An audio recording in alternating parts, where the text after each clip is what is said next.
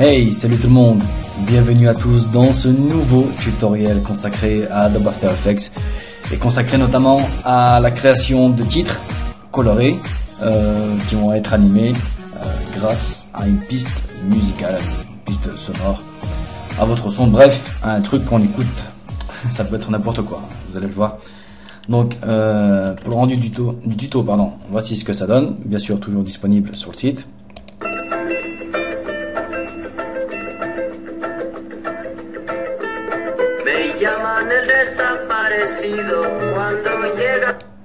Voilà, donc en gros, comme je vous l'ai dit, animation d'un texte et décoration de celui-ci en fonction de la musique. Moi j'ai choisi Manu Chao, vous pourrez choisir bien sûr ce que vous voudrez. Allez, c'est parti sur notre cher et tendre After Effects. Donc première chose à faire, on va créer une nouvelle composition. Donc CTRL N, composition, vous l'appelez comme vous voulez, une durée de 10 secondes, la taille que vous voulez. On clique sur OK et on va venir importer notre piste audio. Donc je vous le répète, ça peut être n'importe quoi. On va créer maintenant un nouveau solide, donc CTRL Y, ou directement là-haut, calque, créer solide, de la taille de la composition, la couleur, peu importe. Et on va venir appliquer l'effet spectre audio sur le solide. Donc par défaut il ne se passe rien du tout, c'est normal parce qu'on n'a pas choisi le calque audio. Donc on va choisir Manu Chao pour moi, pour ma part, et voilà, vous voyez que c'est un spectre audio basé sur les fréquences, rien de bien compliqué. Là où c'est assez sympa comme effet, c'est que vous le voyez, c'est automatisé en fonction du son, et notamment des fréquences. Donc on va pouvoir jouer avec ces paramètres, les paramètres que vous allez avoir ici, pour pouvoir décorer un texte ou toute autre forme contenant des masques. Donc je vais vous faire une petite démonstration. Simplement, vous cliquez sur votre solide, vous utilisez l'outil plume, vous faites un petit chemin comme ceci, et dans chemin on va choisir masque, et vous voyez automatiquement, si je masque, que le spectre va suivre votre chemin. Donc imaginez tout ce que vous pourrez faire avec ça. Magnifique, splendide, bref, je sais pas, on peut faire plein de choses. Petit test encore. Bon, je sais pas, hein. Hop. Voilà. C'est pas top, c'est juste un test. Et on lance le rendu. Et c'est magnifique. Bref, on peut faire vraiment plein de choses. Nous, pour ce tuto, il y a ce côté aussi artistique qui est pas mal. Mais nous, on va créer un texte. Et on va venir animer notre spectre dessus. Donc, je peux supprimer le masque et venir ici créer un texte. Donc, choisissez la police que vous voulez. Moi, j'ai pour ce tuto, la police magnéto me va bien. Donc, on va pas faire compliqué. Voilà. Vous écrivez ce que vous voulez. J'aurais pu marquer tuto. Bref, bon, j'ai tuto, il y a deux lettres qui se ressemblent. Enfin, ouais, T et T, ça se ressemble quand même, c'est les mêmes. Et U, O se ressemble aussi. Donc, bon, j'ai pris un mot assez classe. Je dois l'admettre. Je plaisante, bien sûr. Donc, une fois que vous avez créé votre texte, vous pouvez le mettre, bien sûr, à la hauteur que vous voulez, à la dimension que vous voulez. Voilà, on va faire quelque chose de simple. Et on va faire clic droit sur notre texte et créer des masques à partir du texte. Donc, ce que ça va faire, en fait, c'est que ça va créer un solide avec plein de masques qui vont représenter chaque caractère, chaque lettre de votre texte. Donc, le M, le C, le Y et le S. Je me doute que vous avez deviné ce qu'il fallait faire. Maintenant, on va copier le masque M, par exemple, en faisant CTRL-C ou en le sélectionnant, édition, copier. On va venir sélectionner notre calque que nous avions créé au début, édition, coller. Je vais masquer MC Silhouette. Et donc, dans noir uni, on a notre masque M qui va être représenté. On fait le chemin, ici dans les effets, et on va sélectionner M pour que le spectre s'applique sur notre lettre M. Petite chose à voir, c'est que par défaut, si on augmente par exemple la hauteur des traits, vous voyez que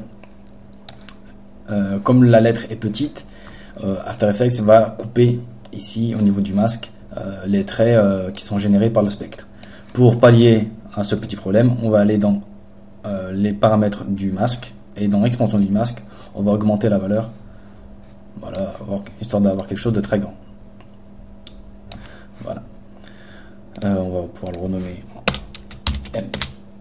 Avant de dupliquer ce calque et d'appliquer les autres masques pour avoir des autres lettres, on va un peu aller dans les options du spectre afin de prévoir dès maintenant l'animation qu'on va pouvoir lui donner. Alors, les différentes options que l'on a à propos de cet effet spectre. Déjà, quand on n'utilise pas de chemin, le point de départ, point d'arrivée, c'est bien sûr l'endroit où il commence et l'endroit où il termine. D'accord ? Vous pouvez bien sûr faire de jolis petits effets là, ici de perspective par exemple, qui seront sympas. Donc chemin, je vous l'ai montré. Utilisez chemin polaire. Chemin polaire, en fait, c'est que ça va pas se baser sur une droite, mais sur un seul point. Et donc, vous allez avoir une sorte de... on peut le voir comme des rayons faisceaux lumineux, n'est-ce pas? Ça peut être pas mal. Utilisé dans d'autres cas, comme on peut l'animer par exemple si on veut, avec une lampe, une light, relier les deux et faire quelque chose comme on voit dans les clips des Américains, tout ça, des trucs qui font mal aux yeux, les lasers, etc. Bref, ça peut être pas mal. Donc on va revenir au mode normal, on va mettre initialiser, je vais resélectionner la musique et on va dans toucher les fréquences. Alors les fréquences, c'est quand vous avez votre son. Pour faire court, un son, on peut le représenter, voilà, il y a différentes fréquences sonores. Les plus petites sont les graves, les plus hautes sont les aigus. Si par exemple vous voulez garder que les graves, donc vous allez diminuer les aigus, et donc votre spectre va prendre en compte que les graves. Bon, bref, c'est un peu compliqué, ça a l'air compliqué un petit peu comme ça, mais bon, pas trop. À vous de toucher les fréquences de début et de fin pour voir quelle zone du spectre vous voulez mettre en avant. Les bandes de fréquences, ce sont le nombre de petits traits que vous voulez. Là, il y en a 64 par défaut. Si vous augmentez, et ben voilà ce que ça donne. Et si vous diminuez, ben voilà ce que ça donne aussi. Donc ça peut être pas mal aussi. Vous pouvez l'utiliser comme particule. Ça peut être faire des animations. Bref, c'est vraiment pas mal comme petit effet. Hauteur maximale, c'est la hauteur de nos bandes de fréquences. Bon, vous pouvez les augmenter bien sûr. La durée en audio. Alors durée audio, ça c'est pas mal, on va l'utiliser là pour le tuto. C'est la variation en vitesse des bandes de fréquences. Alors pour faire simple, on va faire un rendu par défaut. Vous allez voir qu'elle bouge assez rapidement. Voilà. Si pour vous ça bouge trop vite, vous pouvez augmenter ici la durée audio. Donc 300, ça va aller un peu plus doucement. Voilà. Et enfin, si vous augmentez, bon, peut-être pas trop, mais voilà, 640, c'est encore plus ralenti. Donc nous, on va laisser aux alentours de, on va dire 300. Voilà, on va avoir quelque chose de sympa. Pardon, je me suis trompé au terme. On va augmenter et ça autour de 300. Voilà. Ensuite, décalage audio, ça va décaler simplement dans le temps votre piste audio. D'accord. Donc ça pourrait être intéressant, nous allons l'utiliser tout à l'heure pour décaler justement l'animation du C par rapport au M, du Y par rapport au C, donc par rapport au M, etc. Ensuite, l'épaisseur, c'est l'épaisseur de votre bande de fréquence, de vos bandes, pour chacune des bandes de fréquence. Le lissage, bon, à vous de, si vous voulez appliquer plus ou moins de flou. La couleur interne, comme son nom l'indique, nous on va venir le modifier, ça je vous l'explique pas. Couleur externe, couleur interne, on va venir simplement modifier comme ça. Ensuite, combiner couleur recouvrement, c'est positionner les bandes les unes par rapport aux autres. Bon, c'est pas très important. Par contre, interpolation de teinte, ça va être pas mal, puisque on va pouvoir venir rajouter ici des effets de couleur sur notre spectre. Enfin, ensuite, on va pouvoir lui demander ces couleurs de varier en fonction du morceau ou pas. Donc si on décoche cette case, les couleurs vont rester fixes. Donc, vous pouvez le voir, le jaune par exemple ici il reste toujours jaune, le bleu ici pareil. Et si on met des phases de teinte dynamique, vous allez voir une variation au niveau des couleurs. Voilà, par exemple là c'est bleu, si je bouge un petit peu, c'est violet, etc. Symétrique chromatique, c'est-à-dire on a une symétrie entre le point d'arrivée et le point de départ, ou l'inverse, dans ce que j'ai montré. Mais bref, une symétrie ou pas, à vous de voir. Et enfin, dans options d'affichage, vous avez différents types de spectres. Donc là, c'est type numérique. On va augmenter un peu la hauteur maximale histoire de voir un peu plus clair. Numérique ou ligne analogique ou point analogique. Donc ça peut être pas mal, ça peut faire des effets assez sympas, surtout si vous le combinez par exemple avec utiliser chemin polaire. Voilà, on a des trucs plutôt sympas à expérimenter.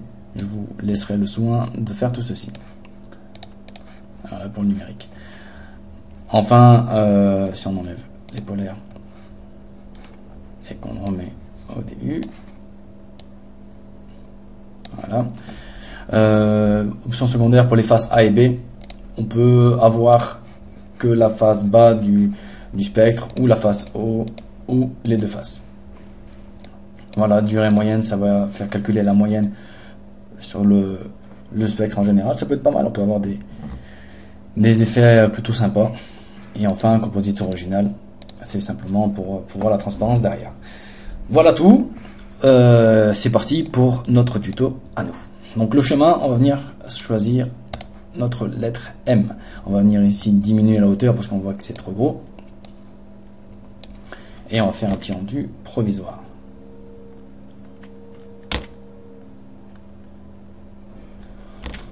Pas mal. Lissage, on peut l'augmenter ou le diminuer, ça à vous de voir. On peut le laisser à 0%.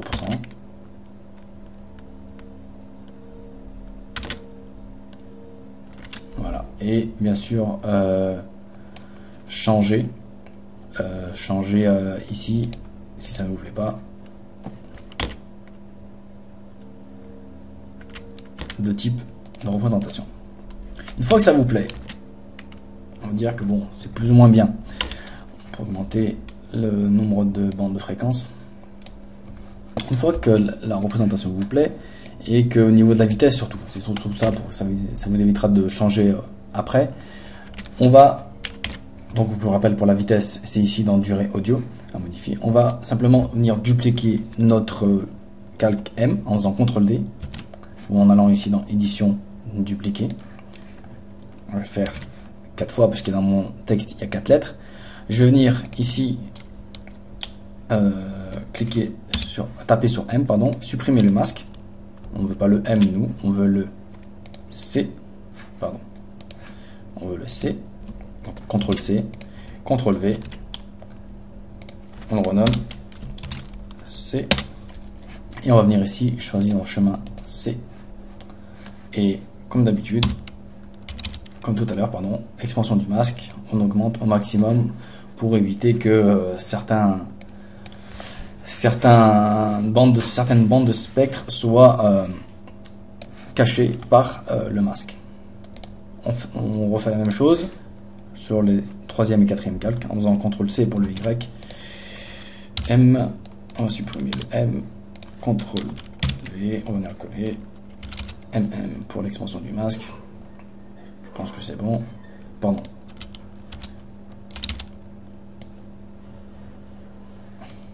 Voilà, on va venir ici, le choisir, Y. Bref, vous avez compris, c'est pas très compliqué, c'est juste une histoire de copier-coller. CTRL C, et là aussi, entrée.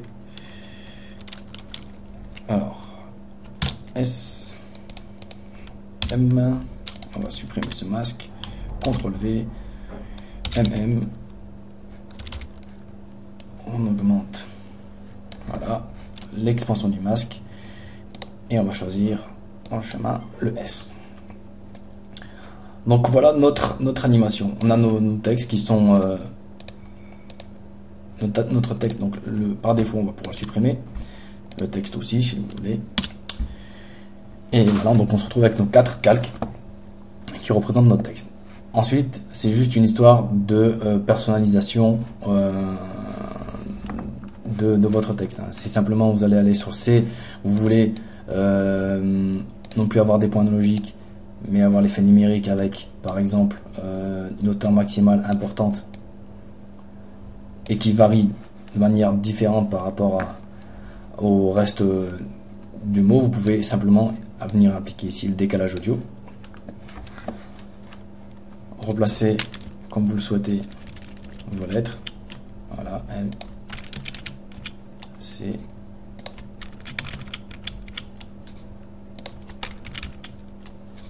voilà, je fais quelque chose de rapide, c'est juste pour vous montrer l'idée de comment je fais. Bien sûr, vous trouverez sur le site les rendus, les différents rendus, quelques autres. Et puis si certains parmi vous ont fait de beaux rendus, qu'ils le partagent avec nous et seront bien sûr les bienvenus. Bon, pour les Y, on va mettre à ligne, et pour le S, on va pouvoir laisser des points. Voilà. Donc, on regarde le rendu rapide.